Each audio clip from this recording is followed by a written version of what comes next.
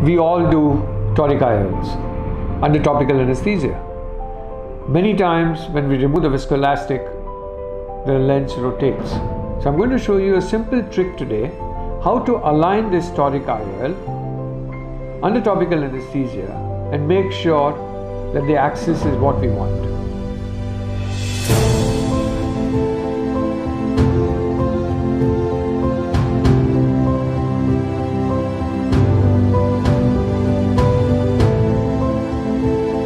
If you are new to this channel and you want to know more about eyes, consider subscribing to this channel and hit the bell icon below so that you get notified the next time I come out with a new video.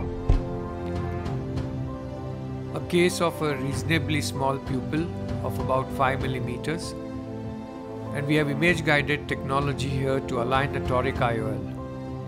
Now, this can become tricky because the marks can be behind the pupil.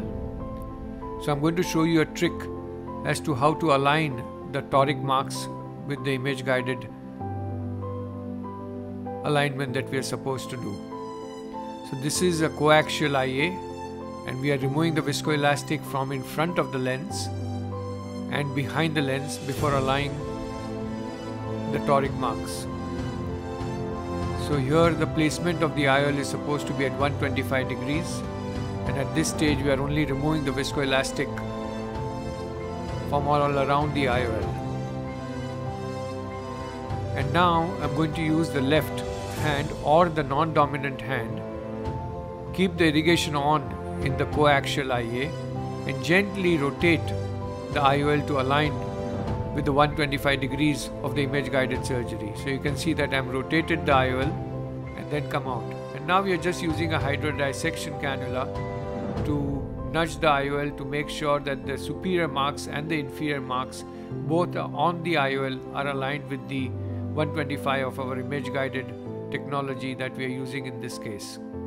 So even in small pupils, after viscoelastic removal, this is a necessary step to make sure that the alignment remains after the irrigation aspiration cannula is removed, and after, in some cases, the chamber may collapse, but to make sure that the alignment continues even after the irrigation aspiration cannula is out. So right now we are using the side port and the hydrodissection cannula just to make sure that the alignment is in order.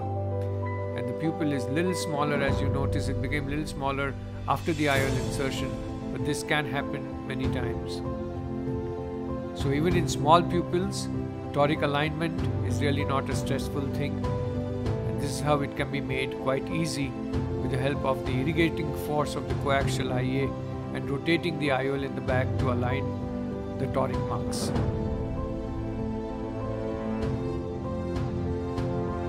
So the take-home message for this technique is, you have your irrigating cannula, use the irrigating part of the aspiration irrigating cannula, make sure that your chamber is well formed, and then gently use a T to rotate the IOL into position.